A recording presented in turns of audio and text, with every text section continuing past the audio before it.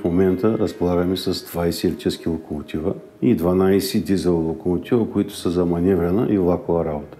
Успеха на компанията е предоставяне на много добри услуги. Ние се държим на качеството и на обслужването и въпреки, че са по-високи нашите цени, клиентите предпочитат с нас да работят заради по-добрия сервис, отколкото с други компании.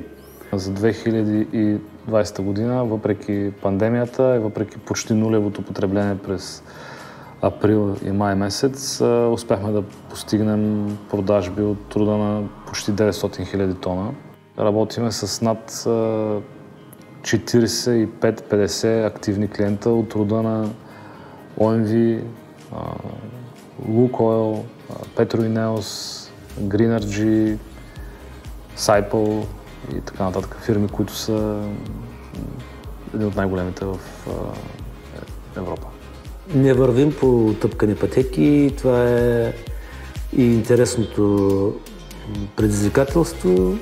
Търсим нещо ново, нещо модерно. Считам, че можем да премерим сили с най-големите европейски компании в секторите, които оперираме.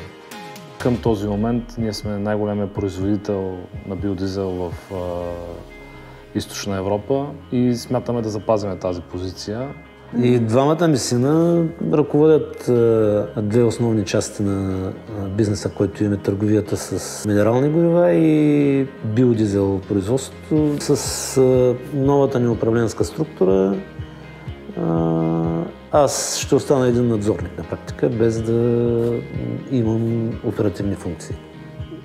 Аз смятам, че баща ми може само да си го мисли, че това ще се случи, виждайки инвеститорския му дух към момента не мисля, че това ще стане скоро. Може би сме в момента, в който трябва да пожелаем на всички наши служители и техните семейства да бъдат здрави, да бъдат обичани и да гледат с вяра в доброто бъдеще.